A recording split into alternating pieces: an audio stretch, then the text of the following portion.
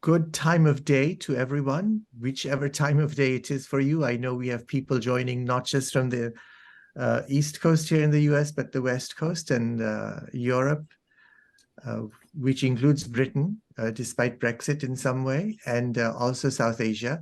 Welcome to all of you. We are going to spend some time exploring maybe the topic that continues to haunt and in some ways define South Asia today. We are going to look at borderlands and what they mean, divisions in borders, the peoples who are divided by those divisions, and how they are making sense of what's happened. As we know, in our region in South Asia, this is a very enormous part of our historical legacy, and the implications of what happened 75 years ago still in some ways haunt our policies, our politics, our polities.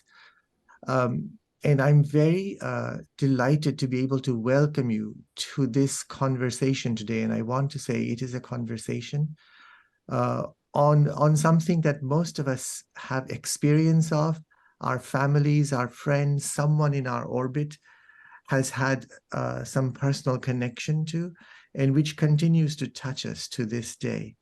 That's why it's a topic that at the Mittal Institute we have been looking at very seriously for close to a decade and a half now. So my name is Hitesh Hathi. As Nishan said, I am the executive director of the Mittal Institute. This is something that well before I joined the Institute, the Mittal Institute had been beginning to investigate with the help of Dr. Jennifer Leaning, who is here and who will lead our conversation today. I will introduce her in a minute. And out of those investigations with some scholars who are present today came a book, a series of papers, a series of talks, and a new conversation that reached across South Asia. Jennifer and I were in Pakistan about a year ago now, exactly a year ago, I think, Jennifer, where we also spoke about the partition of South Asia in a couple of different fora. We were in Dubai, which is a place where people from across South Asia can meet very easily. And again, we spoke about this. So today is yet another moment when we can speak about this, and it's a special moment. Shrishti, who is here, Shrishti Sethi is a Mittal Institute Fellow. This is a new scholarship that we've been awarding in the last couple of years. Fellows who are chosen from across India and who work in our office at New Delhi.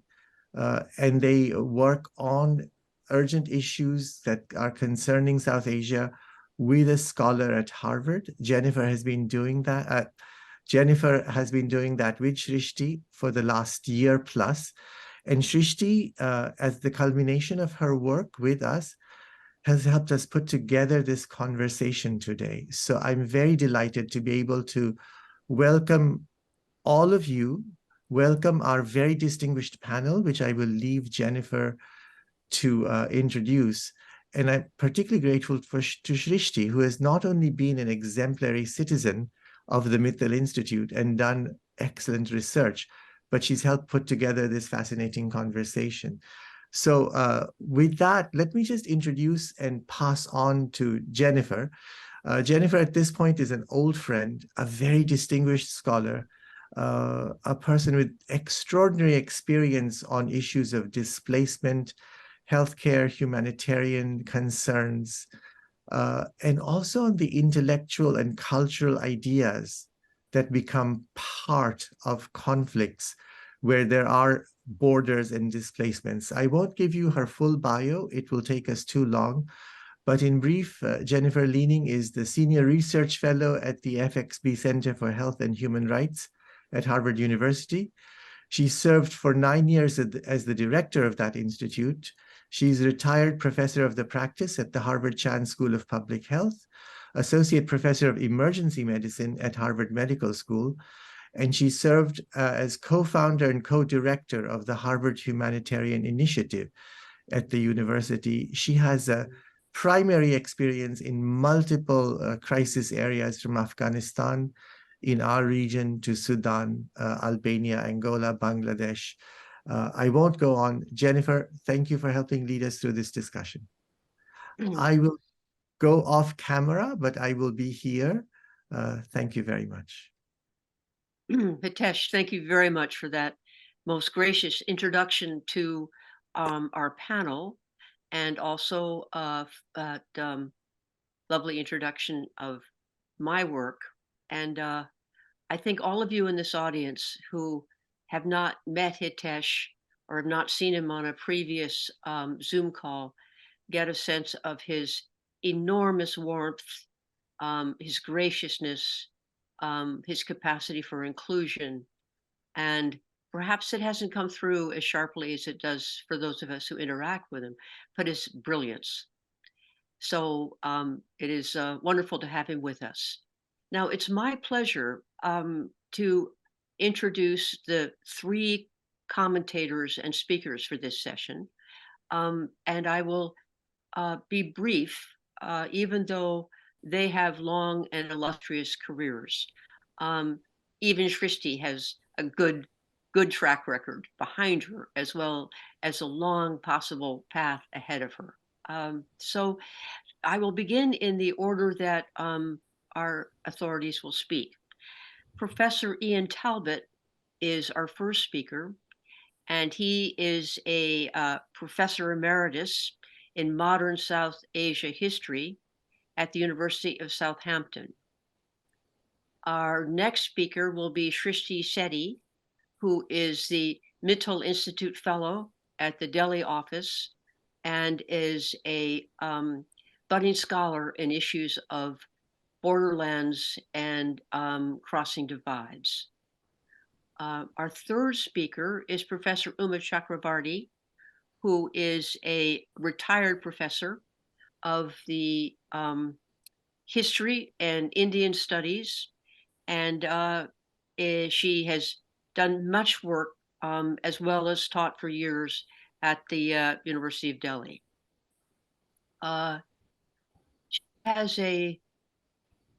She has a background in film and art as well as in history, and I think as she speaks, you'll get a sense of the richness and breadth of her knowledge of not just South Asia, which is a complex, big topic, but of the world in general. So I feel most honored to be introducing this panel, and I look forward to hearing what each of you is going to say. To the audience, each speaker will speak for about 15 minutes. I will keep a fairly close time, and I have some people who are at the Mittal Institute in Delhi who will also let me keep time, but it's 15 minutes for each of them. I will not ask questions. We will not open it for the audience to questions until each of them has finished. And then I will come back and open it up for audience questions, and people will be invited to say whom they would like to have answer the question. And if it is a question you were raising that I think might be best first answered by someone, I will choose who will start the answer. But as you know, those of you in the audience and those of you on this program, the questions can become iterative, and the responses from such an erudite and potentially loquacious group as the three of you on this panel, the answers can go long. So we will try to be crisp and try to get to as many questions as possible. But this is a complicated topic, and our aim is to introduce you to some of the very extraordinary thinking that is going on among scholars associated with the Mittal Institute, and to start a conversation that can percolate throughout each of your own intellectual circles. So allow me to turn to Professor Talbot, who is going to be talking to us about Borderlands. Ian, the floor is yours. Thank you very much, Jennifer. And thank you for this opportunity to join the conversation. My interest in borderlands generally, in South Asian borderlands particularly, stems from my work on Punjab and the partition and its aftermath for the region. And I produced in 2006 what was quite a pioneering study called Divided Cities, which looked at the impact of partition on the cities of Lahore and Amritsar. And right at the end of my presentation, I'm going to just pull out some interesting, I think, cases that came from that study. But what I want to do really in the bulk of my presentation is to set up the panel by talking about borderland studies and how borderland studies has evolved as an area of scholarship really over the past 3 decades, with close connections to a number of disciplines: history, social anthropology, and political geography, to name just 3. Victor Turner's concept of liminality has become increasingly important in understanding borderlands as being a local space that is part of, but also distinct from, national territorial space.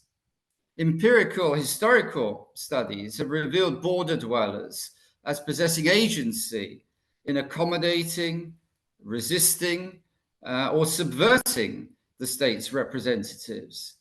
Borderlands, much of the scholarship has shown, are porous rather than enclosed spaces because of the persistence of their trans-regional economic and cultural ties, which predate the drawing of modern nation-state lines across them. Effective ties across politically constructed divides provide an alternative imaginary to state and territorial discourses. Borderlanders' everyday economic activities contest the operationalization of state power. So borderlanders are in this position of being able to defy state authority, though there is often a cost involved in this. But it's also important to look not just at conflict between borderlanders and state authorities, but to look beyond that and to see that there's synergies in these areas. My early research on the Punjab borderland revealed that border authorities often colluded with local borderlanders in the passage of goods and people, as well as perhaps harassing them as they were going about their everyday activities. So the local worlds of the borderland and the state do not invariably stand as binary opposites, despite unequal power relations. Borderland studies really started off in the European context and then extended to look at the American-Mexican border. And then scholars like Paul Nugent began to extend ideas about borderlands into looking at post-colonial African countries. Borderland studies in South Asia, however, you could say lagged somewhat behind these early works. And Willem van Schendel, who's done some impressive work on the Bengal borderland, pointed out 2 principal reasons why borderland studies took longer to get off the ground, perhaps in South Asia, than some other areas. He said, firstly, social researchers perhaps started out with national mindsets,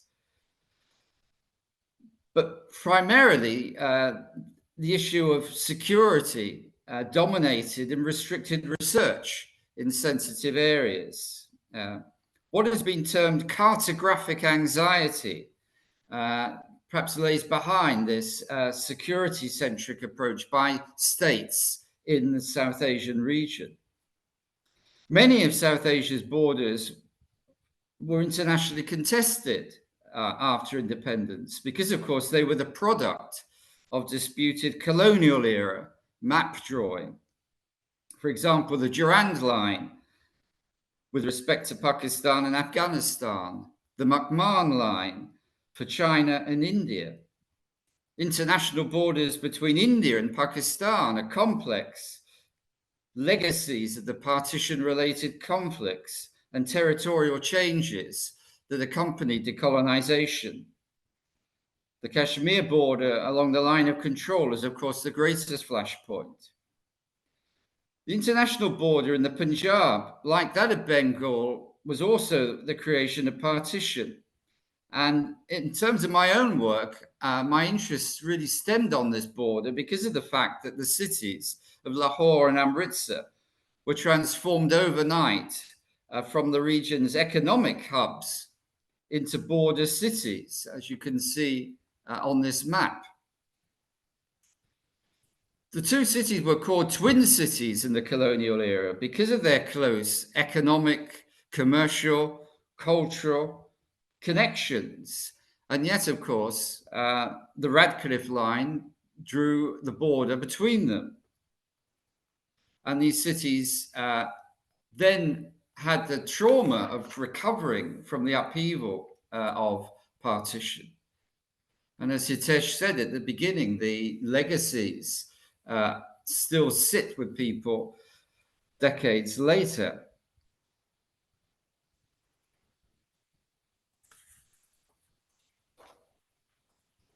What I want to do in the rest of this presentation, having sketched out some of the characteristics of borderland studies and how they evolved, and I'm sure that the conversation will go further and there'll be questions on this, but it's also to look at the findings which came out of my early research.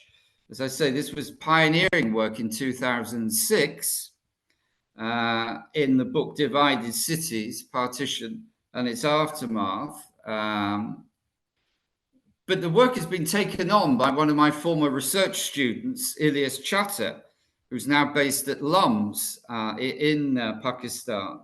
And he recently brought out a book called The Punjab Borderland, which takes on some of the ideas that I first raised in 2006, and also makes use of some source material, particularly police records, which I didn't have access to.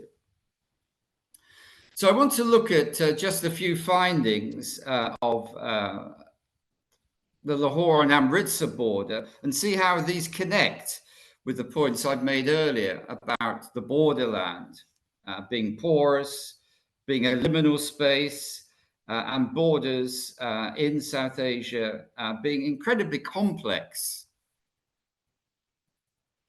I'm going to start off with a quotation, which is probably quite striking when you hear it for the first time.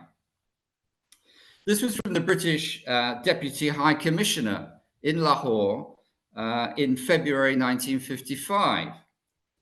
He sends a report back to London. On one evening, a considerable procession of Hindus and Sikhs and Pakistanis moved down the Mall in Lahore, shouting slogans for friendship between India and Pakistan. The day after this, Dawn newspaper, Pakistan's leading English language paper, gave prominence to the fact that 200 high school and college girls had entered through the Wagah border on the morning of the 2nd of February and roamed about the city of Lahore unescorted in small batches. Now, these scenes, of course, have a context, and the context was that of state-sanctioned border crossing. This was at a time when the two countries were first experimenting with what I suppose we might now term cricket diplomacy, and that they were using the India-Pakistan Test Series of January to February 1955 as a means of making the border open. 22,000 Indians visited Lahore in a 5-day period, many of them not to attend the cricket, but to reconnect with old friends, to see their old homes, which they had left behind in 1947. And Dawn took great pleasure in publishing a series of interviews with them. I'm just going to quote two here, but there are many more. You can see why Dawn wanted to do this, because it was all part of trying to improve relations. But I think that the interviews express a genuine, not confected, affection. A female visitor was reported in Dawn from India as declaring, "It is such a great pleasure to be back in Lahore. It has the same old look and has been an immense joy to meet many of my classmates. They've been so nice to me. I wish the old days were back." A male former Hindu resident, when interviewed, declared, "Lahore has not changed much. It is so different from what fanatics in East Punjab want us to believe. I could probably live here ages and not feel a stranger. So good my Muslim friends are to me. They've welcomed me back home with open arms." So affection amongst local Lahorians, to quote Pran Neville, is an abiding feature of the post-partition period. However, international tensions between India and Pakistan are also always there as well.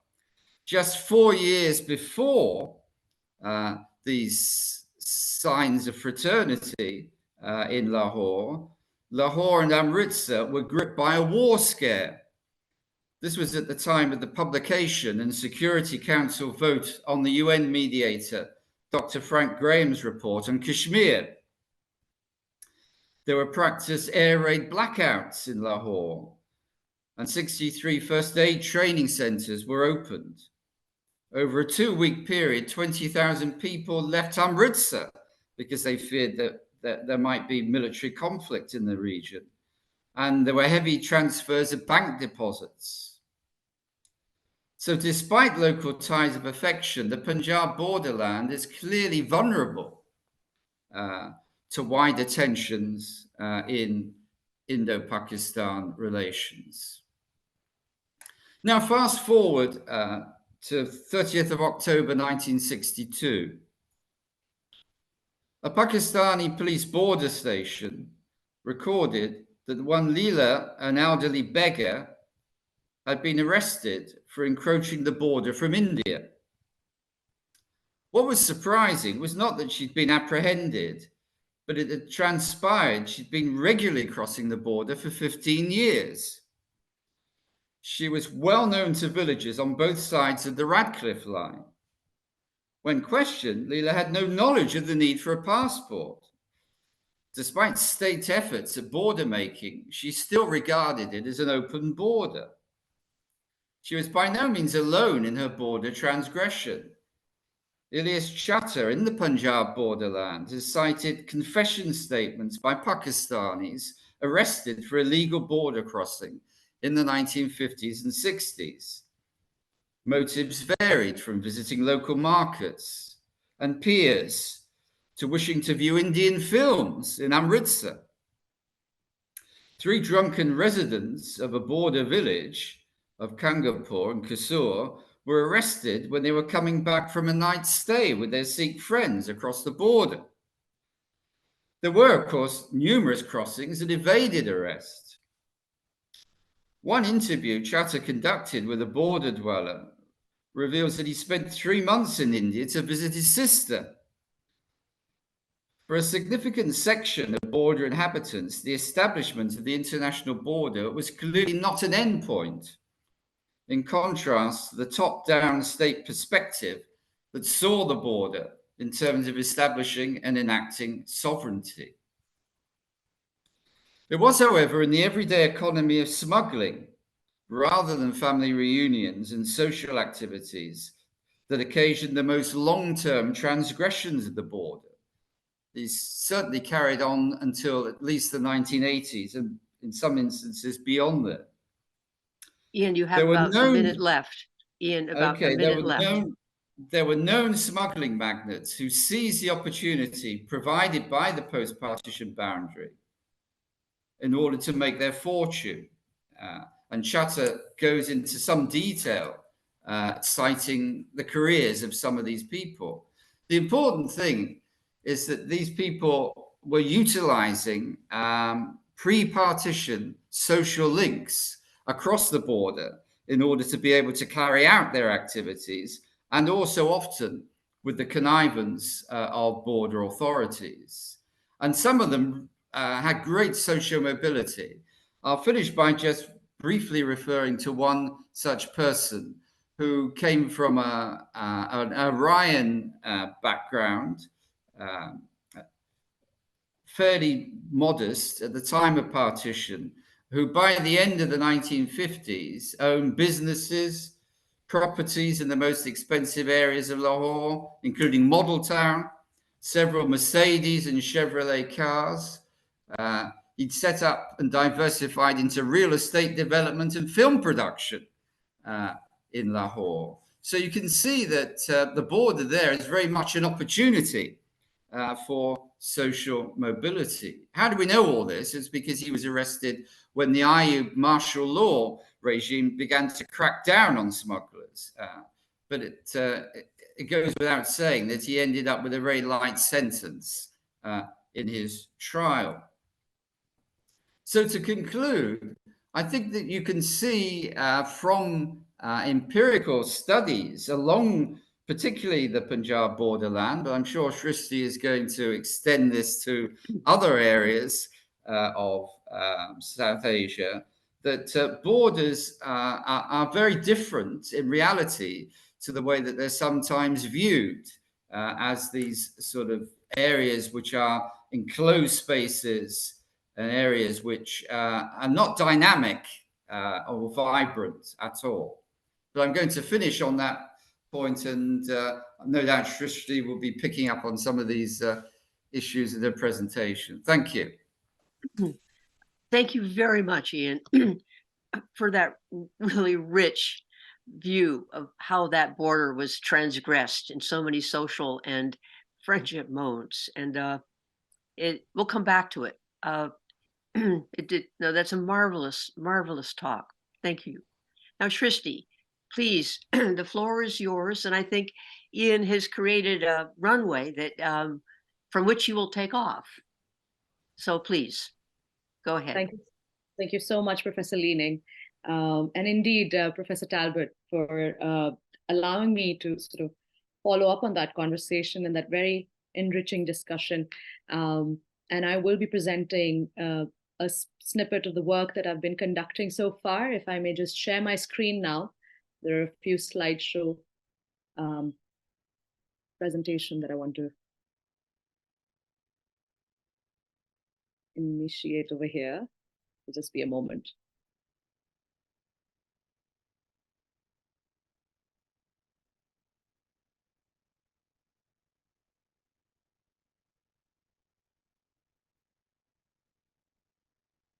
Right. Is it visible now? If I may check with the...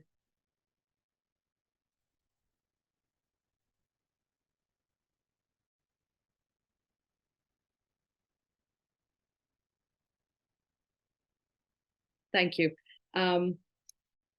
So I'm going to initially start off by setting the context for the particular case study that I'll be highlighting within the larger dimension of fragmented borderlands, and specifically the Global South conceptualization, which Professor Talbot has already, very, very distinctly and specifically set the tone for.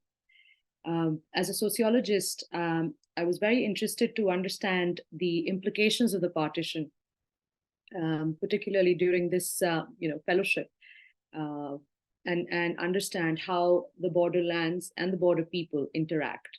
So the dynamics of the people who occupy the territory and the location, which more often than not extends far beyond the borderline, the actual international demarcation that exists on maps.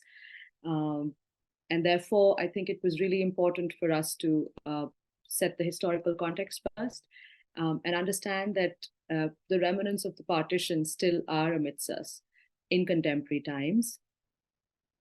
To further understand the community that I'll be talking about, the Pakistani Hindus, they reside primarily in the state of Rajasthan and along the National Highway. This is essentially where the border districts on the Indian side lay. And these areas have become the default entry point for them to not just cross over and visit, but also extend the stay officially much within the mandate and due state procedure. The mode of transport particularly is the train link that used to exist between the two countries. This is a tertiary link, the primary link being the Wagah border, as Professor Ian has highlighted. This one is between Munabao, Kokrapar, and the final destination of the international train is Jodhpur. Therefore, a lot of single city visas are issued for Jodhpur city, and a lot of community members who arrive from border districts of Pakistan end up residing in places like Kaliberi, in and around Kaliberi, in Rajasthan. They primarily come from the southern provinces of Punjab on the Pakistan side, as well as Sindh, Mirpur Khas, Tharparkar, Umarkot. These are districts that still have a significant population of Sodha Rajputs, Meghwals, as well as Bhils.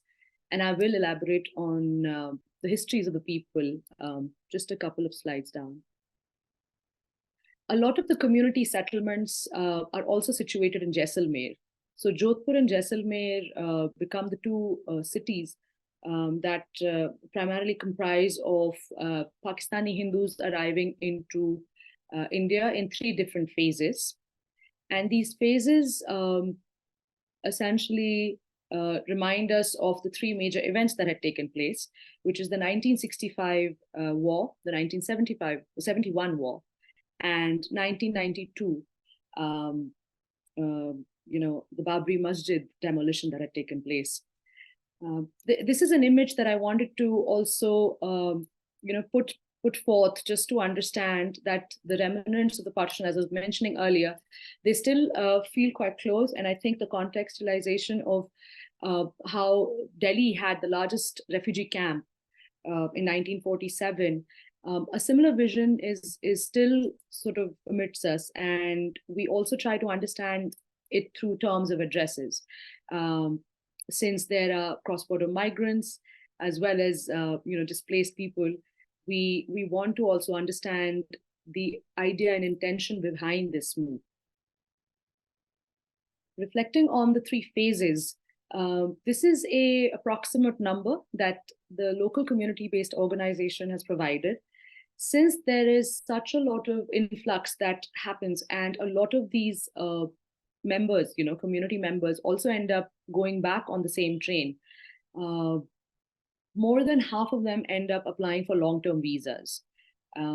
Both tourist visas and pilgrimage visas are utilized by Pakistani nationals who find and seek a sense of belonging in their ancestral villages of Rajasthan.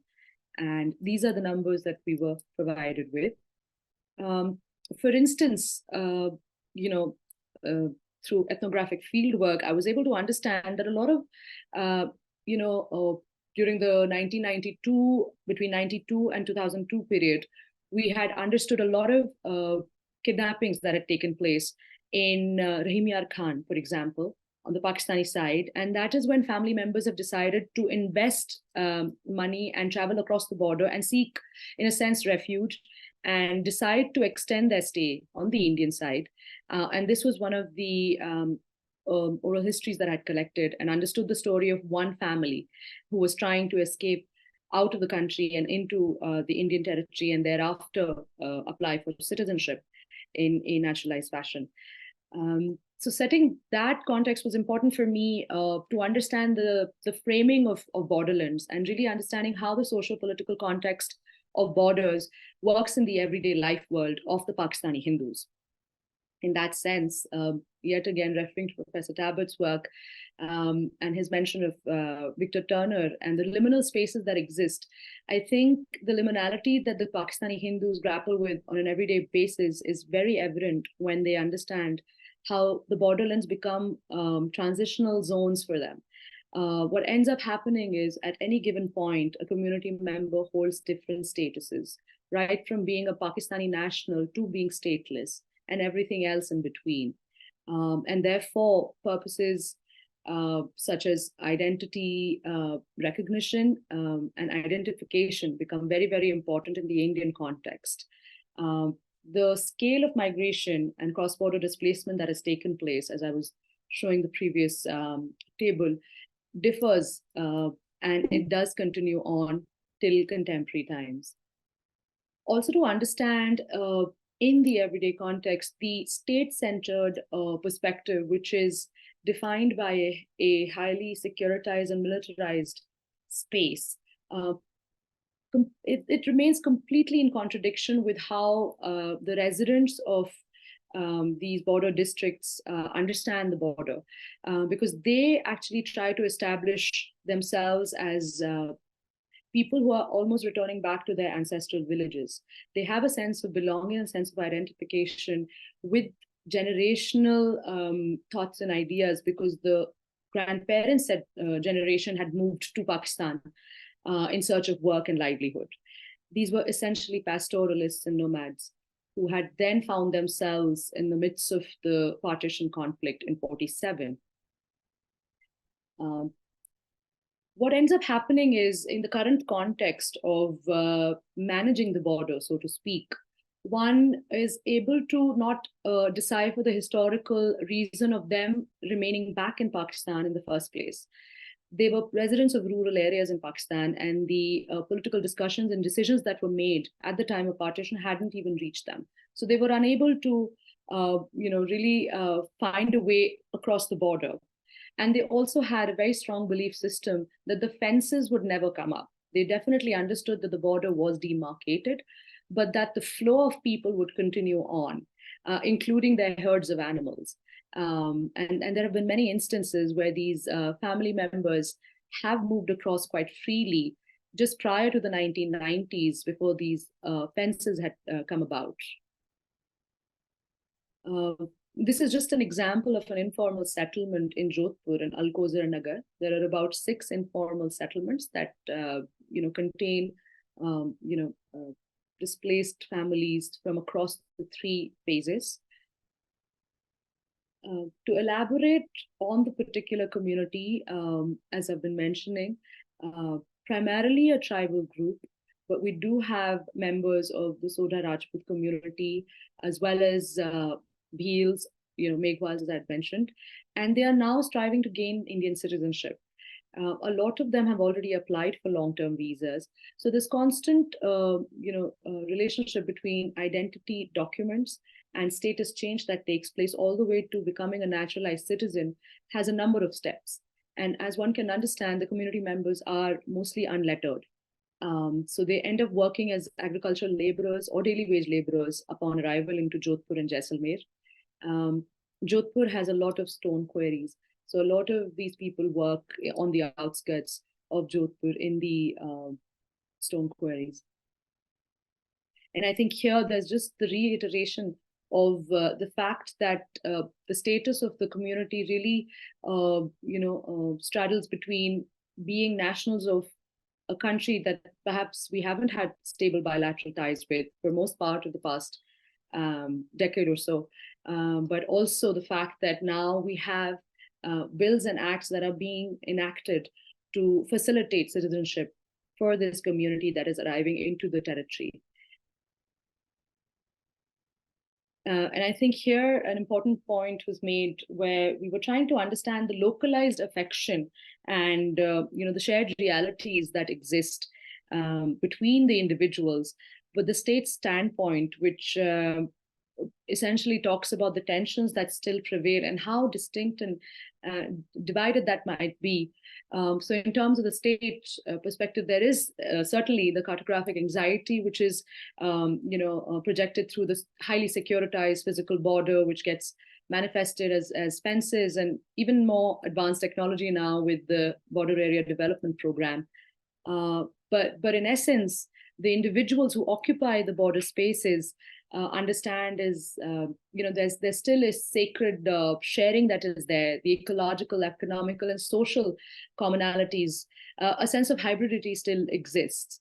Of course, I was trying to understand the state's perspective and also see how they're represented in very specific ways, where the borderland community is always at the periphery of the larger sort of sovereign nation state. But the borderlanders, if I may, always find themselves, the border remains a very central part of their existence. There, of course, are many, many administrative layers to the process of gaining citizenship upon arrival, and the management of the displaced population from the state perspective. But again, the demotic perspective remains, where there's a sense of social affect and belonging, which is much more important, and therefore the negotiation of citizenship takes place across decades. So somebody who's arrived in the 1990s perhaps would still be applying for citizenship because they do not want to return back and want to remain in the Indian on the Indian side of the border. This was just an image that stayed with me, and it was right after one of the local community members had organized a meeting, and they were discussing access to services. So services such as the water supply or electricity supply. And mind you, a lot of the community members within the same family itself may have a different citizenship status. So somebody might have achieved a full citizenship, and other members might remain on long-term visa. But in a hope and aspiration to be included in the larger society, the Rajasthani society, and thereafter the Indian nation state. Christy, you have about a minute and a half left. Thank you. The district collector's office is another representation of the state, where we see a lot of these members have to travel across from their informal settlements and ensure that the documentation is complete and thorough, again, with the help of middlemen. And unfortunately, I'm unable to quote a lot of those stories because of the paucity of time. But what I would like to actually sort of focus on is how the nation state constantly, with the help of the state and the district administration, is constantly rescripting identities and formalizing statuses. And this very, very specific agenda that comes through, and how this very fragile and almost hybrid identity of the borderlander is in complete contrast with that. And that remains the real sort of everyday lived reality of a Pakistani Hindu who's arrived into the Indian context. With the help of the fellowship, I've been able to go back to the field and conduct more interviews. And this is an ongoing work, as Professor Leaning and I have constantly been discussing. And I think an interesting motion forward from this is also to understand what is the future framing of borderlands. And the Kartarpur corridor has become a very interesting instance for that. And these remain some questions that have come up from my pilot work that I conducted in June of this year. And again, I think this is also harping back to the sentence of utilizing pre-partition links, and perhaps the corridor yet again provides us an opportunity to connect back to, the past where residents of both faiths reside, but also are seeking to embrace the syncretic culture that once existed. I'm happy to take questions towards the end if there are, and I'd close my presentation here, but thank you very much. Shrishti, thank you very much for being so crisp at the end, and for really a marvelous discussion that expands our understanding and places Ian's thoughts about Borderlands and his very early and original work on the relationship between Lahore and Amritsar.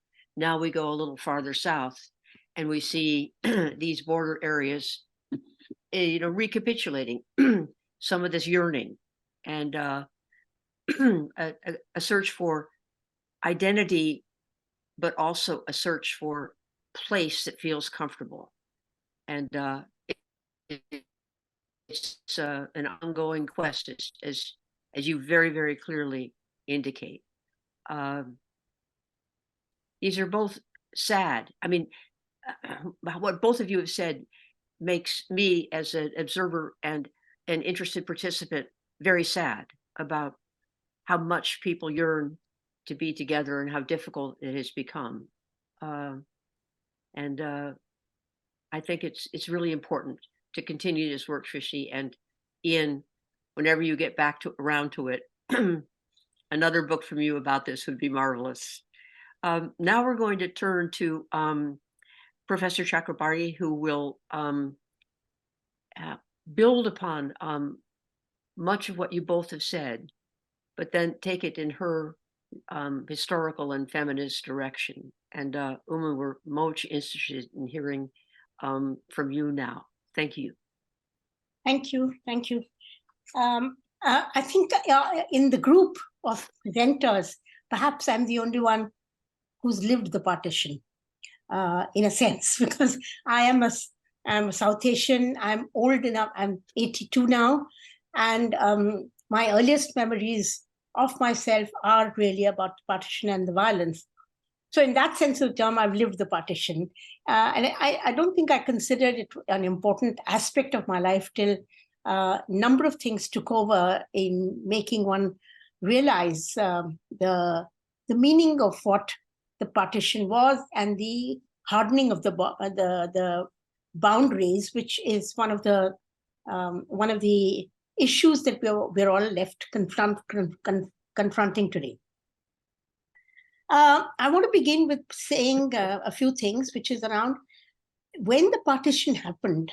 We must, I think, flag the fact that it was there was a contingent nature to that partition. I don't think people knew what exactly the partition was going to mean in their lives.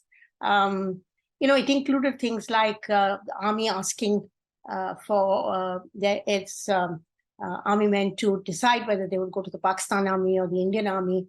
And a Sikh gentleman writes to his son saying, choose Pakistan because our lands are there.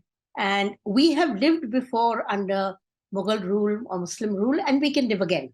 And that is what he says right in the beginning. But within a year, within a month, violence breaks out. And he then asks his son to change the option that he's given. So there's what I want to emphasize in this little bit is the contingent nature of the partition, which actually nobody knew was going to mean what it came to mean afterwards. And I think it's important for us to flag that, because nobody had an idea what it was actually going to imply. Now, the including, and this is interesting because, now we think of hatred on both sides, but actually at the time when partition was, when independence was happening, there were people who celebrated the Independence Day of both Pakistan and India. That is, on the 14th, they celebrated Pakistan Independence Day, and on the 15th, they celebrated Indian Independence Day. And I met a gentleman in Lahore who told me how his studio in Pune flew the flag of both countries, one on the 14th and one on the 15th. So, there was what we now see as this issue of the borderlands and these hard borders. That's not what anyone had in their heads, clearly, at least on the night of 14th. And of course, all of you know that people did not even know whether they were going to be on this side of the border or on that side. And I met another young man who lived 10 miles from the border. He was 13 at that time. And he said they didn't know where the border was till the 18th morning, because the Radcliffe Award had been given to Mountbatten. He had stuck it in a drawer and produced it only on the 17th evening. So it's only on the 18th morning that this family got up to realize that they were in India, not in Pakistan. And, the whole dynamic changes. So it was so, what I wanted to just flag in this little bit was how contingent it was. So in a sense, what we see today as hard borders was hard identities, so much, sort of hatred and anguish, anger on both sides is not something that they imagine in 47. 47 is nations have come into existence, you are independent, and we're all celebrating. Okay. Now, once the borders really never got fixed. Right up to the 60s, people were crossing the borders quite regularly, going across. Families were divided. Cousins lived on that side, uncles lived on that side. They had decided to migrate. Others were living on this side, and there was a lot of backing and forthing. So the border was not hard till 65. It's the 65 war that seems to have made the border somewhat more strongly. And then it came to become so hard and so difficult to cross that when I grew into my years, when I chose to cross the border and went in connection with work, it was a different moment. And it was so difficult to even get into the visa office because it was flooded by thousands of people all wanting to go and visit their relatives on that side. And I began to feel, what am I doing here when these poor things are going to try and meet their relatives and I have only work to go over? Why should I, take away the chances of some of these people? It was a terrifying sight to see these people yearning to get their visa so that they could go across. So it was a really hard moment as far as I'm concerned. How do we then see this hard border and how it's come to stand in history or in our recent history? I want to just quickly flag two popular culture things that have been interesting from the point of view of thinking about the hard borders and thinking about the hatred on both sides and thinking about borderlands in their own way. One of them is a serial which Pakistan has produced. There's the Pakistani television has produced. It's written by a famous woman called Umaira Ahmed, who writes a lot of serials. She created a serial which was quite extraordinary. It's called Dhoop Ki Diwar, which is a wall of the sunlight. Dhoop Ki Diwar is what it's called. And the storyline is about the son of an army man on the Indian side and the daughter of the army man on the other side, both of whom are regarded as heroes when one of the wars is taking place. And they squabble amongst themselves about who's the real hero, because obviously only your own country can produce heroes. And this is the dynamic. But they grow to understand over a period of time that actually the problems they both face are exactly the same. The families are distraught when somebody dies. And in the end, in a terrible, they seek to cross that border in a terrible moment at the end when they both, the sons of, in a sense, the next generation is also pitted in the army on the border, and they die actually, in a sense, in an anarchic way, not even actually firing upon each other, but being caught in a situation where they both die.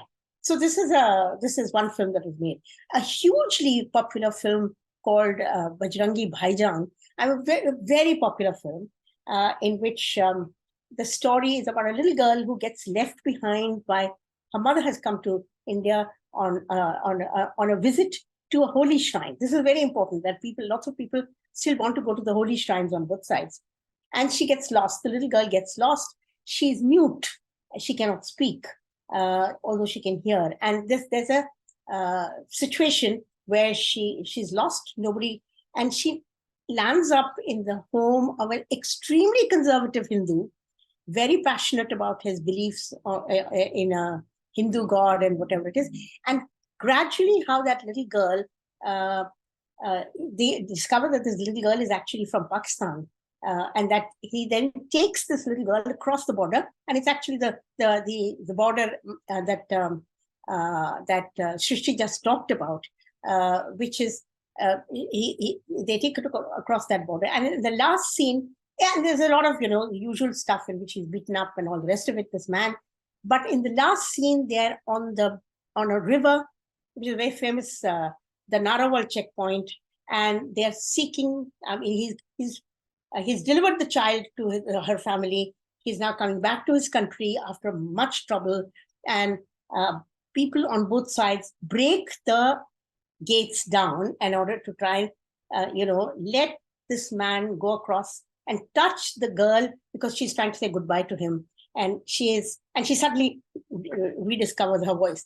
Very powerful, very popular film that sought to bridge this this hard notion of the borderland, which is inaccessible to you. So I just now I started to cross the border myself, and I had no links with Lahore. I had no links with Punjab. I'm a South Indian who's grown up in Delhi. But the feminists have dreams. And one of the feminist dreams is that we should have soft borders, and that we shouldn't have these hard borders which actually divide us from each other. And I began to go across and teach in a South Asian feminist women's studies course, spending 3 months at a time, sometimes for a number of years. And that was an experience, and it was both chilling and chastening, because you heard the stories of abduction and killing and mayhem on that side just as much as we have told it on this side. So in a sense, the experience of partition is actually similar on both sides, and this is something that one learned just by going across. I also and then obviously, we imagine, let's work with the idea that we are not, we may be antiquated, I may be antiquated, but I live on dreams, and I live on dreams in which you will reimagine the world, and we'll reimagine the world where it is not going to be so much hatred, and borderland should be regarded as neighborland rather than whatever. So we have a map making exercise in South Asia. South Asian feminists have collected from across. We are in Nepal, which allows everyone to travel to it, whereas others do not. And we do this map making exercise, and the first thing we do is we just knock all the borders off, and we create bridges across it. So we have trains going across, we have buses going across, we have what's called friendship sort of groups going across on both sides, not acknowledging the hardness of the border. And we also realize that you'll have to deal with patriarchy and with war and violence to get rid of them. So we do this map making exercise, and that's one of the things. And I'm winding up. I'm on my last line, and straight from here. So this reimagining of the world, of non-hatred, of seeking to link with each other. And I want to tell you that I have my friend who ran the course with me has been very, very sick, and I have not been able to go across and see her. Yeah, I've even been thinking, I'll go to Nankana Sahib. Because Nankana Sahib, you can get a visa to go. I can go there to the Gurdwara. She can come to it, and that we will meet in Nankana Sahib. By the way, Nankana Sahib features in that serial also. So there is some attempt at sort of acknowledging the humanity on both sides, which you see in the Nankana Sahib experiment, which I think is quite fascinating. And we've heard stories of Sardars meeting over there, people meeting members of their family after many, many years in Nankana Sahib. So in some ways, I think the initiative of feminists has tried to reimagine the world. And straight from this seminar, I have to go on, this Zoom meeting, I have to go on to another one where we are dealing with a peace initiative, an initiative in which you scale down the armaments, scale down the hatred, scale down the hardness of the borders, wherever they may be, whether it's in Israel or in India or in Pakistan or wherever. And that remains the purpose of some of us. For someone like me, born before the partition, will not accept the reality of the borders as borders where there must be hatred. And so as far as I'm concerned, that's the agenda as far as I'm concerned. Thank you very much. Umaji, thank you for that lovely, fast, rich presentation with a sense of determination about going on and continuing the work through your feminist connections. I hope you can meet your friend at that border sooner rather than later. Yeah. So we now have some time for a discussion, and there are some good questions that have come through the chat, and I would like to start with one, Uma, that's directed at you, and it reads, "Respected Chakrabarti ma'am, what can be done now to cultivate friendship between civil society of India and Pakistan without hindrance of hard borders?" Now, I know you have given a life example of your work, but perhaps in a slightly larger context, you could explain to this person what some of the options are and where you have found the options to be fruitful. And then I might ask both Ian and Shrishti to respond to this question briefly as well, but it comes to you on the heels of your talk. What can be done? Wait, you're muted. You're muted, Uma. Yeah. One is to actually soften the visa regime, which is really quite tough. It's not easy to get a visa. So that's, it seems to me, is an important thing to do. Apart from that, I think, there are, for instance, there's an Indo-Pak Friendship Society. There are ways in which the border can be reconceptualized as something that is there, and but it's not difficult to cross over. After all, the European Common Union has done precisely that. I mean, like France and Germany, who hated each other and fought those many wars and literally hated each other, have now been able to create a regime in which they can actually go across. I think this is something that is doable if we were to get our hardline political people on both sides to be able to, sort of soften their own positions. And from time to time, we have seen this. There's the bus diplomacy. We've gone across. Even our leaders have gone across and spoken to each other. So I think that it's not something that we should give up on. It's something that we should continue to try for. And I will hope that there will be a time when we'll be able to do this. You see that South Asians actually have a solidarity when they're out of the region, when they're in America and England and Canada and wherever it is, they naturally congregate with each other. So it's not as if to say it's not doable, at the end of the day. So it seems to me that if we were to, live on the idea that I think we must accept that these countries have come into existence. That there has to be no sense of you are not valid, you're not legitimate. These countries have come into existence, but there's no reason why they should be pitted against each other in this fashion. That, I mean, you make a number of interesting points there. One is, I'll start with the last one. Yeah. Accept that these other countries exist. Yeah. And that, I think, simplifies the next steps. Yeah. And then the steps that you have taken have involved having friends on the other side or organizational links on the other side. And it would suggest to me that having people on the other side know that you are coming and be looking for you and greeting you when you arrive is a sort of an important source of security as well as friendship. And if there are difficulties with a border or a border guard, they might intervene on your behalf in some modes. I'm not just imagining this. I know what the Wagga Gate is like, and it's but there are the connection needs to be made in advance, I think, is one of the points that you might make on this.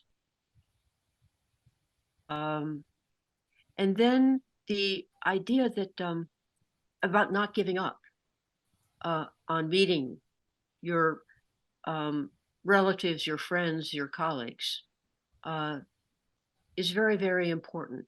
And then your third point was you can meet in a third country of relative safety. Now that's not available for many people in South Asia, just in terms of the expense. Right. But it is definitely something that I think has fostered connections between and among South Asians.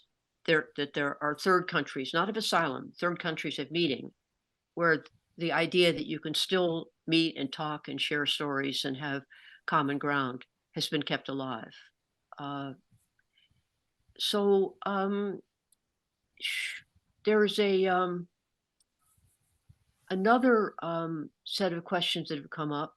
And I would say that, let me see if I can address this one to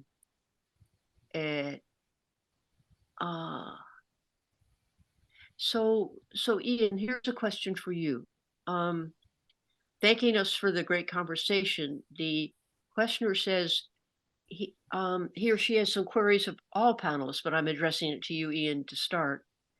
Does the conception of border and borderland differ within South Asia?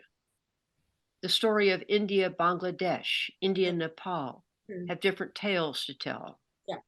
How does a state contend with displacement? Do communities in borderlands have negotiating power vis-a-vis the state process? So there are a number of elements here, but I perhaps, Ian, if you would concentrate on the first one, which is the story of India, Bangladesh, India, Nepal have different tales to tell in terms of borders and ongoing connections. And I invite others on this panel to address that issue as well, because it might be a bit complicated. I think thank you. I think the first point is that we have. I think it's an excellent question, because we've been talking about certain particular South Asian borderlands, and they're all very different. They all have their own complex histories, and in a sense, there is no one single sort of borderland experience. In some areas, borderlanders have more agency than others. Some of the borders are less hard than others. There's different histories of the borders. In some areas, the borders are becoming harder than they used to be. I mean, India and Bangladesh is an example of that. India and Nepal in recent years has been more conflict than there was in the past. So that the borderland situation is a complex one if we're looking at different aspects of it within South Asia.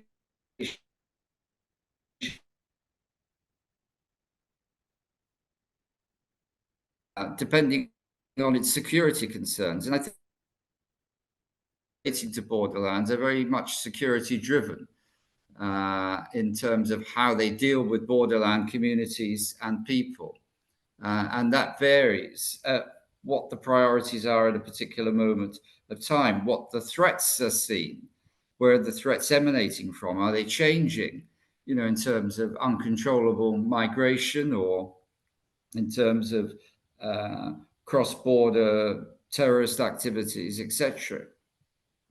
So whilst there are constants in the borderlands of South Asia, as I mentioned, the issues coming out of the colonial inheritance and also partition inheritance, they all are very different. And I think that one thing that is required is to look at each context and to tease out what are the possibilities within that context for opening borders up, and it may be a very different story in some situations to others. Great, Ian. Thank you. So, Uma, could you comment? Yeah, I'd like to comment just briefly, if I can. The Bangladesh border, it's actually quite a very interesting and important. In fact, when we think of South Asia and carving out of these new countries, there is an artificial border that you've created. These are geographically contiguous areas, and they function in a certain kind of way. We have in a sense, axed that landmass and put borders around it. But in reality, people are drawn to regions and around them. And I want to say this in the context of Bangladesh. The number of people who come from Bangladesh to India to work, because economically there is a need for it. And women come. Large numbers of women come. It's a striking factor, again, because I do some work on prisons, that the largest group of people in any prison, whether it's Calcutta or it's Bombay or it's other, is Bangladeshi women. It's incredible. That is the numbers of the Bangladeshi women. They've all come in search of work. They've come in search of food. They've come in search of opportunity. And they get caught. Maybe there's trading going on over there and so on. So in a sense, this is the problem. South Asia, it doesn't even have borders. What kind of borders do they have? It's the same land that goes from the lands of India into the lands of Bangladesh. It's the same kind of marshy terrain or whatever it is, and same river systems. And we have made artificial divisions over there. So historically, these were not regions that were inaccessible to people. And human beings will migrate, whether it is from the Nepal border into India or from Bangladesh into India. It's a situation. So this is one of the challenges of modern nation states. How do they deal with their own histories, in terms of movement of people? Because we are not people who were stable. We were completely mobile in terms of where we were going and how we set up our whatever it is.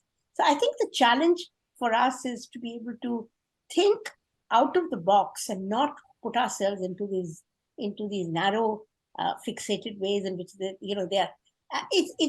becomes a political rhetoric on all sides. And unfortunately, the humanitarian, humane, economic rationale is just thrown into the gutter. I mean, one of the points one could make is that the 21st century is facing and will continue to face enormous issues relating to migration. And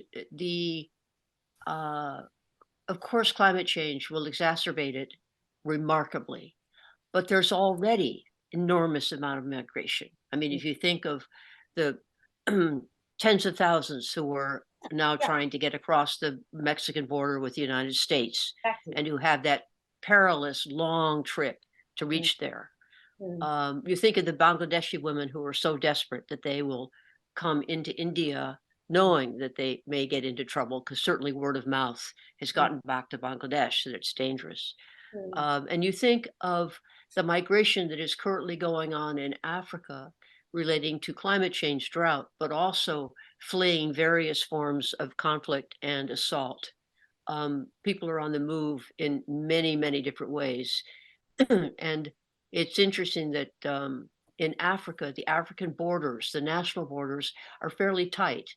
So it is dangerous to try to cross into another country unless you are in areas that are not very well policed. So it's a phenomenon of push and pull that is going to get ever more intense. And the South Asia context has searing experience that is filled with pain experience in migration and cross-border movement, but it has an ancient history of this being part of the development of civilizations. And as you're saying, I mean, both of you, every border is different and will be negotiated differently, but there are some that could be considered more porous than others. I know, Shrishti, you wanted to say something on this topic, which was sort of relating to how borders could be negotiated and can it be done at the border level, which is one of the options given in this question, rather than say necessarily at high state level. I know they interact, but you are aware of these borders where people are temporarily crossing and then kind of pushing for visas, and there seems to be some hope about that. Yes, yeah. Thank you, Professor Leaning. Indeed, very specifically, and I think it's an important distinguished sort of, we need to distinguish the way the district administration functions and the state perspective also, which I obviously didn't get time to elaborate on. But there are particular districts that are, given the powers to provide long-term visas and citizenship status, in fact, after doing due diligence and providing these documentations to the community members. Because in fact, the border region is so specific with its everydayness, political, social, and economical, that the district magistrates, for instance, who serve there need to be trained in a specific manner. Because the inflow of people and in fact the cross-border displacement is such a specific condition that the hinterland and the way the state understands movement and mobility is quite different from how the borderland witnesses it on a daily basis. So yes, there are differences that exist in training as well as approach to the processes of including the nationals who want to become citizens. And in fact, we know how the constitution within our country also provides a lot of these options. But just to highlight this point, that we do have training programs which are in fact specific to the border area. Border Area Development Program, for instance, provides budgets to enhance and empower communities in the region and develop territorial locations for benefit. But that's more processual, so state processes. And that was a distinction I was also trying to make through state and democratic perspective, where a sense of belongingness and affect comes in, where the border is so central to their life world that the understanding of the historical context of the partition is important. And for these officials to know and understand that they have a specific responsibility and duty to enable the flow across borders, which is very much regulated and well within the means of the nation state framing. Is the point that I immediately... No, you're making this very clearly, Shrishti. I have a follow-up question, which is, does it help in terms of the official border guards? In other words, they're officials, but they're also on the border, so they understand a bit more about what's going on. Does it help that their assumption overlaps with the traveler perception? They're going to come across for a temporary while, and then they'll go back. And would they become more hostile if they knew that there were people who, once they crossed over, were applying for longer visas or ways to stay in India more legally? Or is that not even the ambition of the people who are crossing? They're crossing to visit and then to go back home again. Thank you, Professor Leaning, again. Very interesting space, because any group comprises of a very different sort of diverse sets, of course, of people who intend on visiting the religious sites and for the group that's available, and others who visit in as tourists or the visitor visa, which is essentially for 6 months.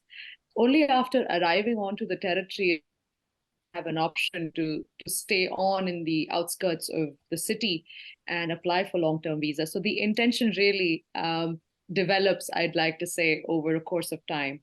And of course, the border guards, the customs at Monabo, Kokrapar, which is the official sort of checking point, the custom checking point, they understand and stamp the visitors of the pilgrimage visa as for a number of days. And definitely the intention at that point is to return back, because that is the mandate. But because we have a process in place where you can apply to be a naturalized citizen of the country, the community is able to avail that facility. Now, the time elapsed between application and recognition as a full citizen can be anything between, 11 years to 20 years also. And interestingly, I was able to experience that myself when I crossed over to Lahore in 2014 on a single city visa, where I had got a limited 30-day visa, and I was supposed to report to the nearest police station. And every week I had to go there and report and tell them where I was staying, and the police officers had come to check. So a similar process is followed for displaced populations who arrive into the country.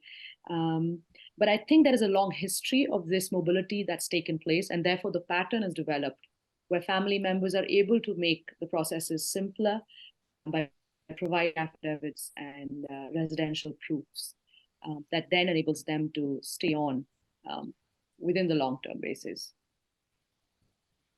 There's probably much value in describing more of these micro arrangements, if I can call them that. I mean, we're talking about hundreds or thousands of people, but still, these micro arrangements that are building or work managed to happen in the South Asian context. So I'm now turning to a question that is, it's for Professor Talbot, and I'm saying your formal title because it is it's a formal question, okay? Professor Talbot, was India-Pak partition a grave error, or was it a piece of social evolution of our people? Today we have 3 countries. Well, there could have been one single large nation. Now, I know that historians don't like to speculate a great deal, but this is a question that occurs to people as you look at South Asia. Was it a grave error or a piece of social evolution of our people? I mean, that's a $64,000 question, isn't it? You don't have to answer why it in the did way it's partition posed. happen? I mean, why did it happen? I mean, I suppose it happened because politicians took particular choices which they felt served the interests of their communities best at the time. I think that many people would still look back to the cabinet mission of 1946, and say that that gave the best offer really for the future development of a post-independence India. That was rejected for all kinds of reasons. I mean, I could give you a seminar on those reasons now, but I won't do that. But there are other occasions, I suppose, of missed opportunities when there could have been different outcomes. I think the important point in all of this to make is that there is the danger of hindsight. And I really like what Uma was saying in terms of the contingency of partition when it actually happened. No one anticipated the outcomes of the kind of borders and relations between the 2 countries that we have now. Jinnah was keeping on his property in Bombay and was negotiating even in the weeks leading up to independence to buy a houseboat from an English woman on the Dal Lake in Srinagar. So, I mean, all of these things that we now take for granted and look back, project back almost, weren't there at the time. So the situation was much more fluid in 1947. It's easy to make a judgment now and say that that was a grave mistake, perhaps, but the context of the time was very different. There are all kinds of contingencies and possibilities. And it wasn't as cut and dried that this would be the outcome, the three countries that we have. No one would have expected Pakistan to necessarily break up in 1947, even though there was a geographical division between the East and the West. That could have been handled differently by the Pakistan state, and there wouldn't have been a Bangladesh. So it's that kind of argument that we're getting into all the time, when we're trying to say, what if things had been different? I suppose what you could ask is, why was it that the politicians did make the choices that they did? Why was there on the Muslim League side a real sense of a lack of trust in what they saw as a future Hindu-dominated India? Could more have been done to assuage those concerns? That's the question. What role did the British take? Could they have not rushed things so much? Would that have resulted in a different outcome? We could go through all of these arguments, in terms of what happened in 1947. But certainly its outcomes were not, its outcomes as we have today were not anticipated at all. I think that's a very important historical point, that at the friction areas during the months of this evolution in 46, 47, early 48, much was complicated by the precipitous withdrawal of the British. There's so many ways in which one can look at the British role from a very, very critical perspective. They knew they had to leave, but there are ways of leaving and there are ways of not leaving. So there were many forces at work, as you were mentioning, the mistrust that the Muslims had for the government, which included the British. So it's so I hope this person who asked this question is bemused by the response, but it's an extremely important question and an extremely important reply that Ian has furnished. Now there's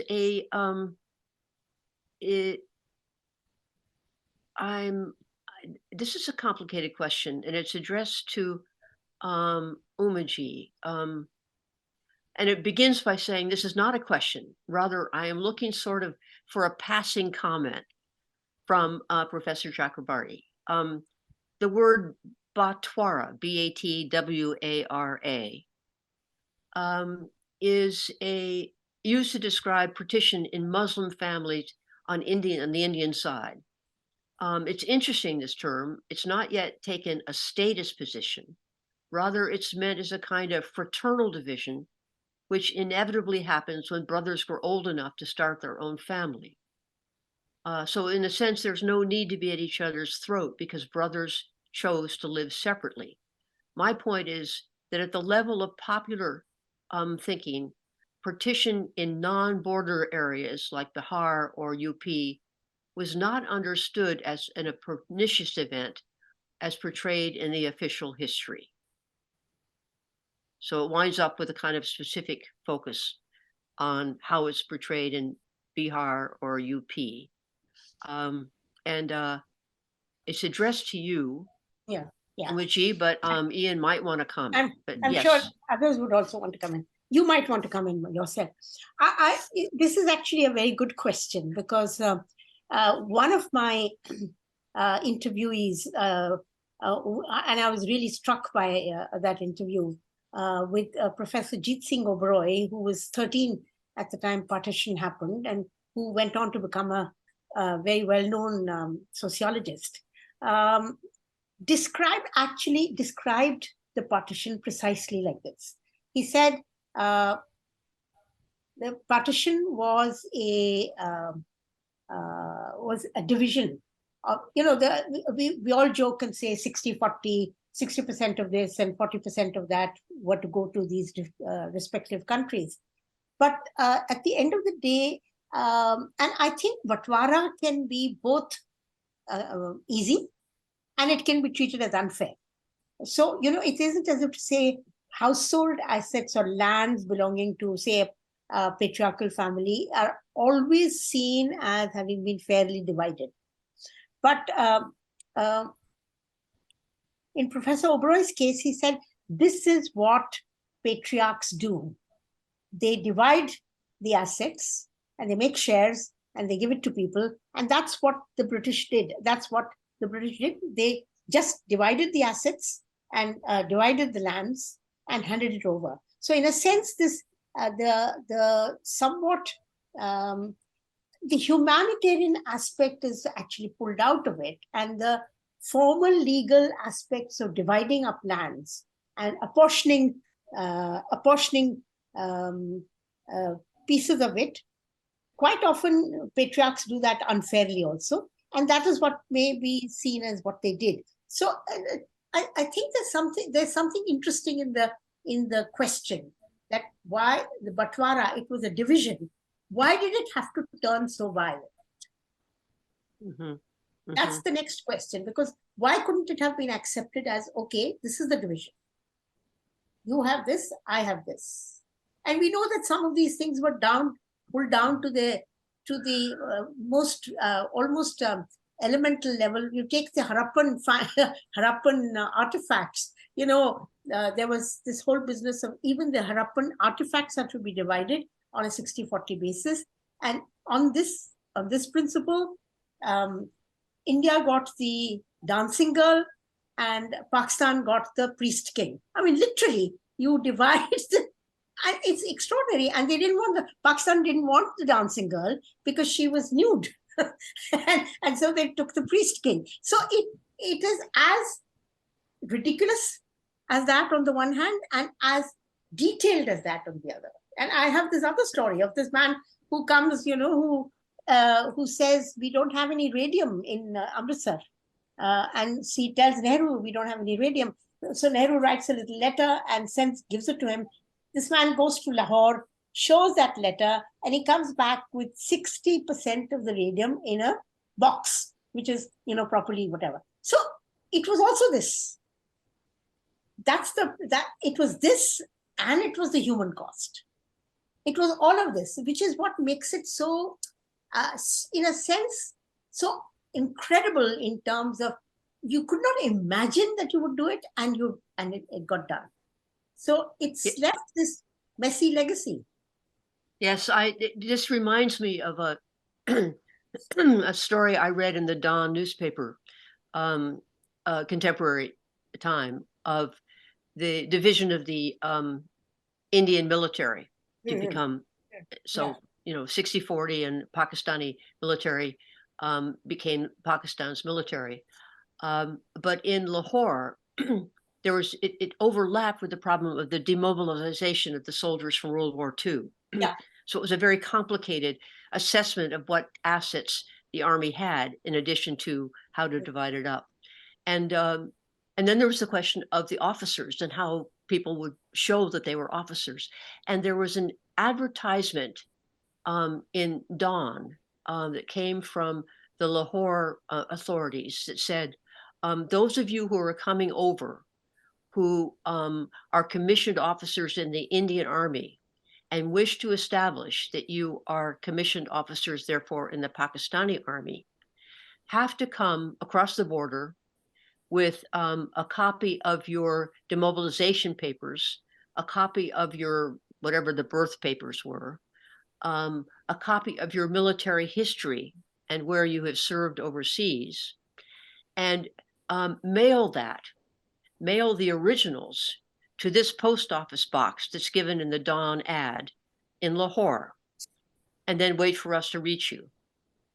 Now, when you think about the sheer idiocy of this, in the confusion of people crossing, particularly at the Lahore border, at the India-Pakistan border there, and it did not even ask for an address for the person who didn't have an address, but you had to send all of this material this is pre-Xerox, pre-mimeograph. I mean, how would you make a copy of all these things? They said they wanted an original, and how is somebody going across going to keep a copy for himself to a post office box in Lahore? So that there's this, I mean, the incredulity of it all, from my perspective, was baffling. And yet it was part of this fascinating sense of fairness and bureaucracy that I think really characterizes India and Pakistan, the subcontinent, in a way that you really don't see in many parts of the world that have undergone such trauma. So it's both maddening and heartwarming for an outsider to try to understand. But this is, I think, a point about the Batwara, that you have this division of goods, and you stick to it very carefully. So I'm aware that we are getting a little short in time, but I'm thinking that there is one other question that I've seen in the chat that I would like to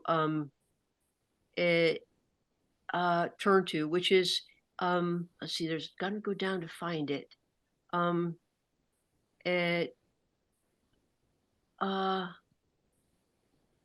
So here's another question coming to you, Professor Uma.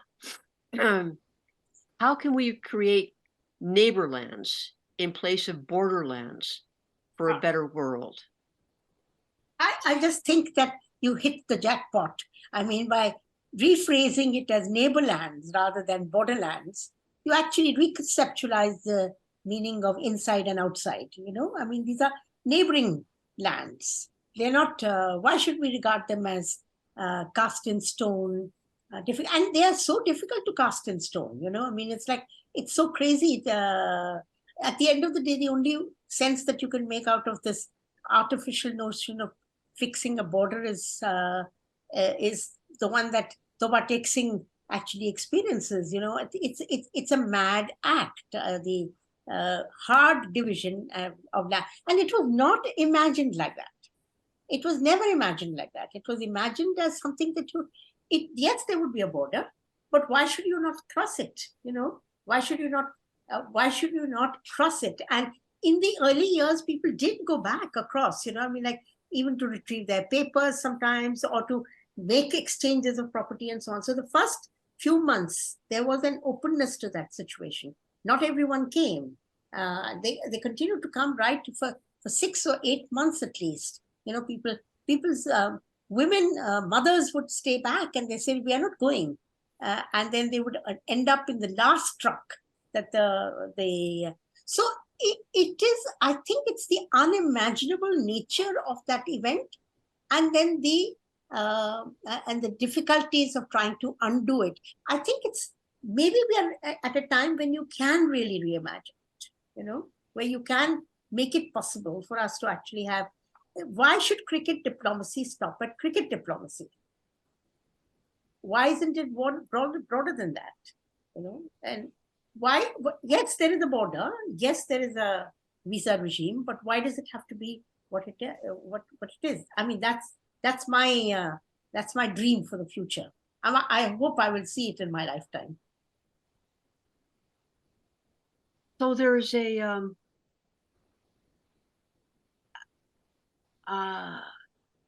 this is a question that is addressed to no one in particular.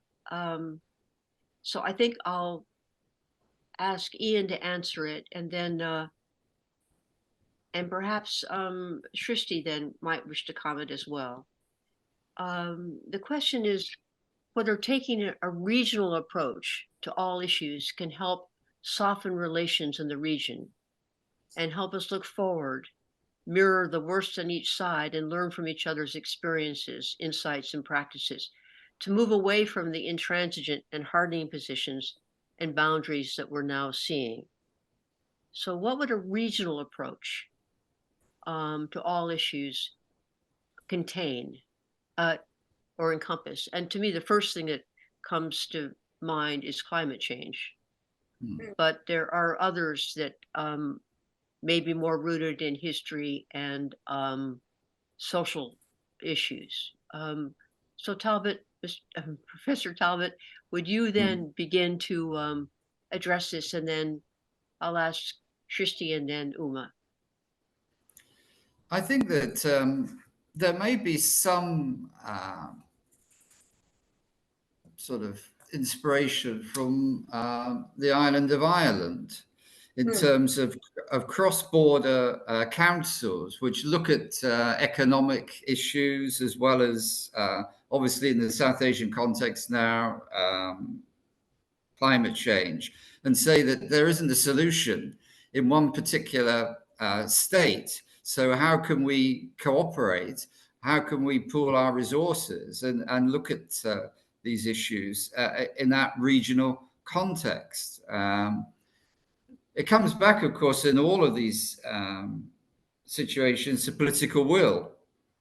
Is there the political will to do this? It obviously makes sense. There's so many issues relating to water issues, relating to climate, relating to migration, relating perhaps even to economic issues and educational issues that are better tackled by a group of countries rather than one particular country trying to solve them.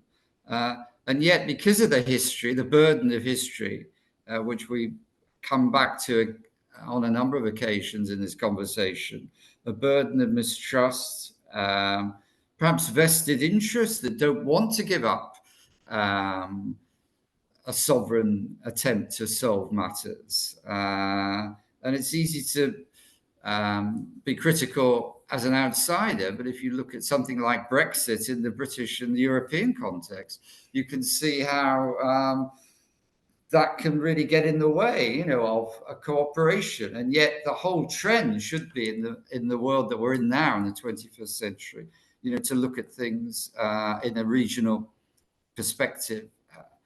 I think that it may have to happen on a small-term basis and then grow. I don't think SARC is going to be the body that can deliver, but there may be, initiatives saying, how do we deal with the issue of air pollution, in North India? What could be learnt from both an Indian and Pakistan perspective on that? That might be one. It seems quite a limited approach, but if you think of the development of the EEC, it comes out of quite limited initial cooperation, between a number of countries around a specific set of economic issues. So you're that would be you're referencing the European Economic Commission, right? Yes, when you said the EEC. So for yes, which obviously the EU grew out of. We're talking about Schumacher and the steel agreements between Germany and France, which really set the ball rolling, and then it grew out of that. The European Economic sort of Commission grew out of that. So that, I think, is the way forward, but it's painstaking. It needs political will all the way along the route, and it's easily overturned. I think that's an important thing to bear in mind.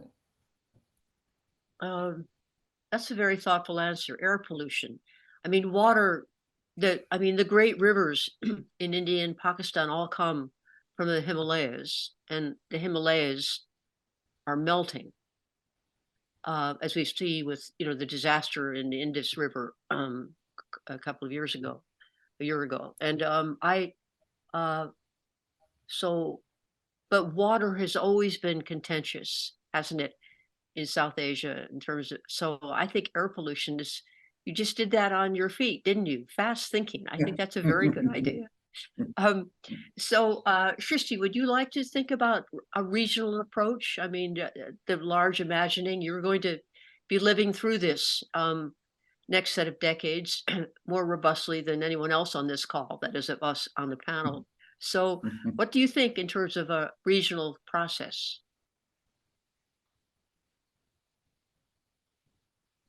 surely is one to definitely grapple with. But I think one of my earliest memories of speaking of the Indo-Pak dialogue was the puppetry festival in Karachi, which some of my senior cousins at the time had attended. And it was quite a smooth sort of flow between the two countries, where theater artists and performers were able to cross the border. A group of students could come into Delhi, and then, similarly, sort of people could walk across, go across to Karachi and perform. And I think it was an initiative to really celebrate the richness of tradition, culture, and heritage, which I think really enhances and reminds us of this, the specificity of the mobility that has taken place in the South Asian region. And therefore, the regional approach, which can address, the mixed and massive flow that happened at the time of partition, and the understanding of it, and the contemporary implications. Surely we have very specific shared histories with Pakistan as well as Bangladesh, but similarly with Nepal. So I definitely feel, the ASEAN, for example, could reconfigure itself and come up with policy points and ways of collaborating nation state-wise, and really focusing on languages, for instance, that are now sort of disappearing. And I can think of Dhatki, because that's the language of the Thar Desert, which remains common between both the countries and the community of Pakistani Hindus who speak it, and probably the last of the speakers. But what ends up happening is to really celebrate the intense sort of diversity yet heritage that the contemporary borders are kind of preventing us from doing. And I think we could, as Professor Talbot suggested, pick up academic projects also contributing to policy making, which really enhance the commonalities and the syncretic nature of things and being. And I believe, with the book, and I'm reminded of your visit last year at the South Asia Institute here in Delhi, and how you were able to go to Lahore and Dubai and back to New Delhi and really talk about the book and its chapters, which really spoke so widely about including spaces of common interest and ways of merging policy and praxis, and how today we could bring it together. And I think there are possibilities, both within the visa regime as well as, the affectual side of things, which might be more cultural and language focused. Part of the question includes an example. I think it's maybe another question.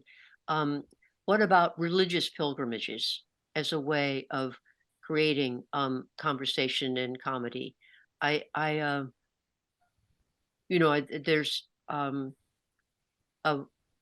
a wondrous, there are many scholars of this, but there's a wonderful scholar, Diana Eck at Harvard, who studies religious pilgrimages and has written about them within the Indian context, I think, primarily, not South Asian. The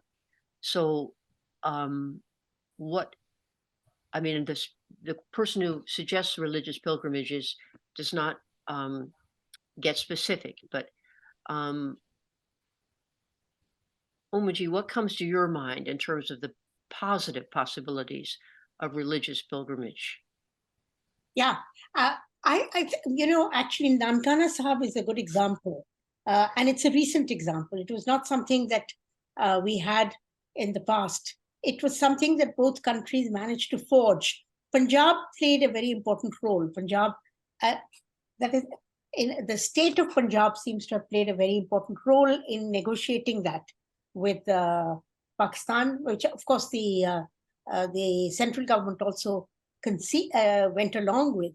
But that's actually what it is. It's a long corridor. It's I don't know how many kilometers. I want to go on it. It's probably 2 kilometers or 6 kilometers, something.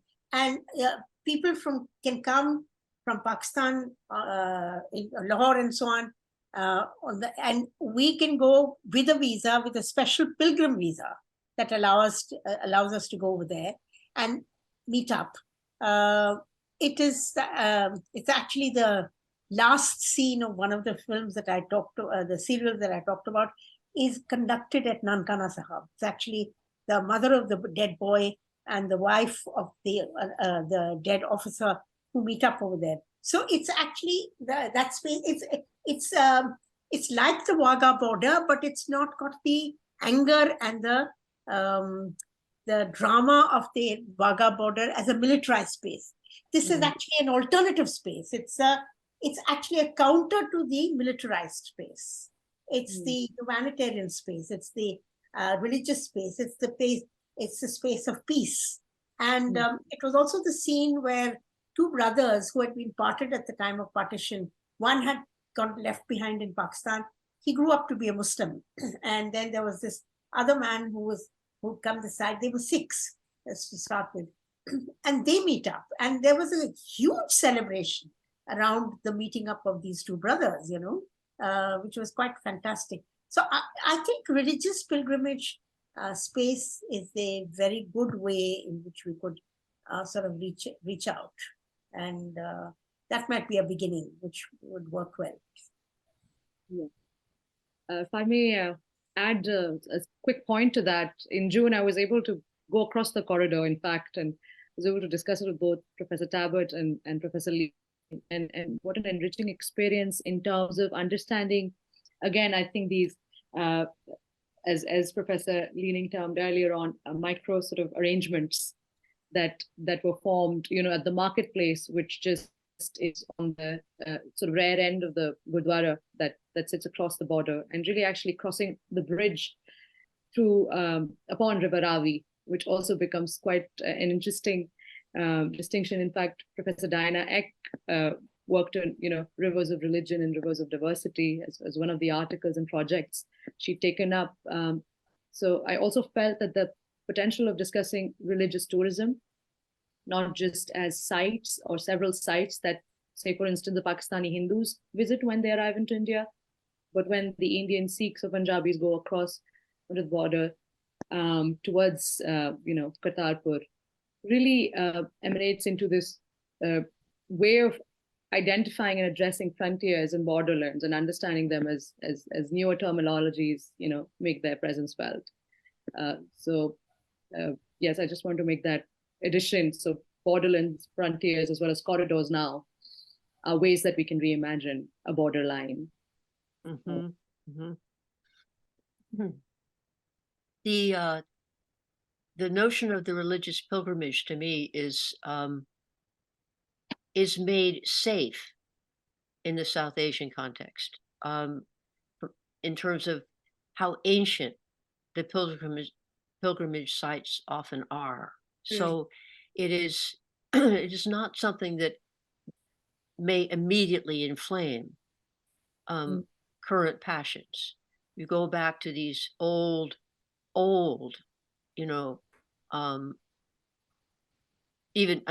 very ancient places. I am not skilled in this or schooled in it, but I know that it's a common history for people in South Asia. This is a way of, I think, having an aesthetic as well as an historical conversation about the country and the land without evoking much political heat.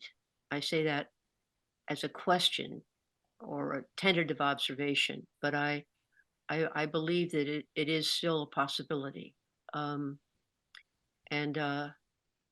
So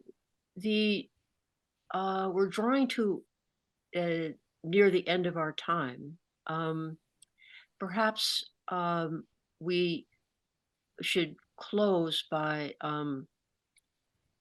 thanking the very lively audience for their excellent questions and suggestions, and apologies for not having asked and then obtained answers for some of the very good points that you've made. I don't think we have time, but I also would like to thank each of you on this panel for your extraordinary contributions and wisdom and generative happy responses to these very good questions, in the sense that you undertook them, the response, with very good will and to very good effect. It's been a real pleasure to be on this panel with the three of you. And I will now turn it over to our colleague, Hitesh Hati, to bring it to an end. Jennifer, thank you very much. Thank you for leading us so expertly through that conversation. And thank you again for reminding us. I'm really delighted by the way we are not, I would say, ending. I once had a teacher of poetry who said poems are never finished, they're merely abandoned temporarily. So by the way, we're abandoning the topic just for the moment with the reminder of pilgrimage, shared traditions. As Jennifer, you know, our colleague Diana Eck here at Harvard has pointed out, when Alexander's armies crossed the Hydaspes, which is in present-day Punjab, they met Gymnoi Sophoi, these Indian philosophers, as they were called, who had clearly traversed the entire subcontinent as we have it today and had an idea of its geography. So this idea of the unity of South Asia as a cultural unit goes back at least to that time, and goes back partly due to these pilgrimage routes that were existent even back then. I want to thank all of you. Ian, it's always marvelous to hear you and have the context that you bring in. Umaji, you're well to remind us that you're the only one of us who lived partition. And I'm glad that you are still here to give us your wisdom and thinking upon it. And as a gray-haired man, I have to say, I have to think about patriarchy some more after listening to you. Jennifer, thank you for all the context you bring. And I want to say, especially to you and Shrishti, congratulations to you for a year of extraordinary thinking and work on these issues. And just to say to both of you, this is not the end of the Mittal Institute, and I hope your connection to this, we will return to the topic, and I hope with you at some future point. Thank you for all of you who've been listening patiently and for those wonderful questions. And I want to thank my colleagues at the Delhi office who've done such a good job of organizing it. Good day or evening or night to everyone, depending on where you are in the world.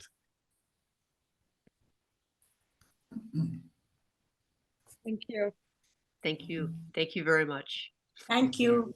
Thank you. Thank you. Thank you.